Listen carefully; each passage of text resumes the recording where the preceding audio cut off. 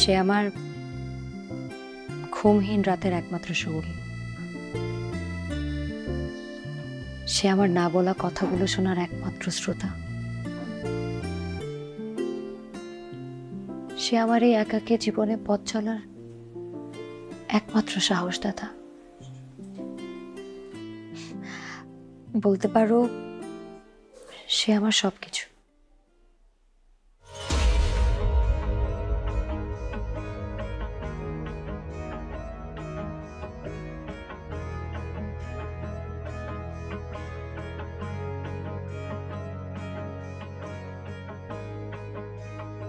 হায় রে দুনিয়া, কাপুরুষ মানুষদেরকে মৃত্যুও স্মরণ করতে চায় না।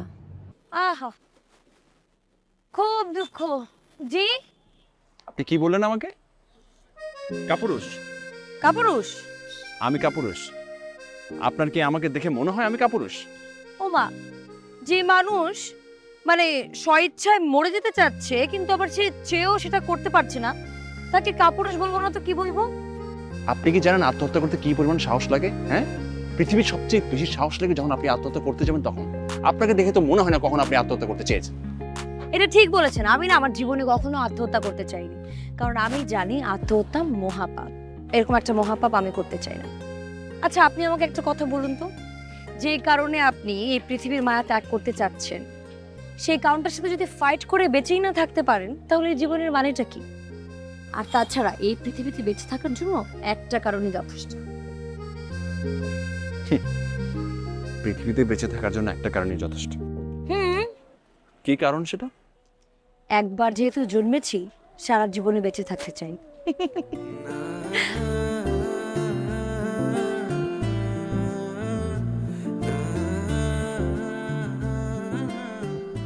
জীবনে বেঁচে থাকার জন্য একটা কারণই যথেষ্ট। শুধুমাত্র আপনার এই হাসি দেখার জন্য হলেও বেঁচে থাকা যায়।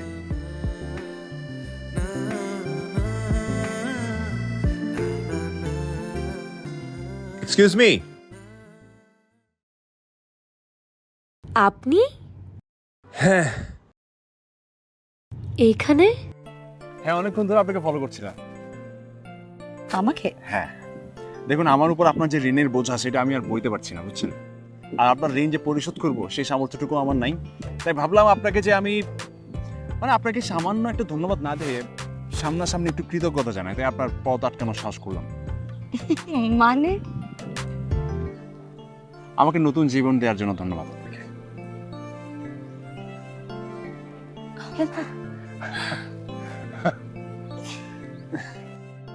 তারপর জীবনটা এখন কেমন লাগছে আপনার? সুন্দর?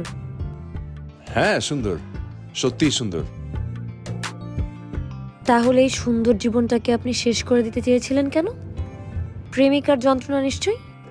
আরে না, আমার সাথে যে প্রেমিকা থাকবে বা প্রেমিকা হবে আমার, অতটা সৌভাগ্যবান আমি না। তাই প্রেমিকার যন্ত্রণা সহ্য করতে কোনো প্রশ্নই আসে না। তাহলে মানে আমি কি জানতে পারি কেন?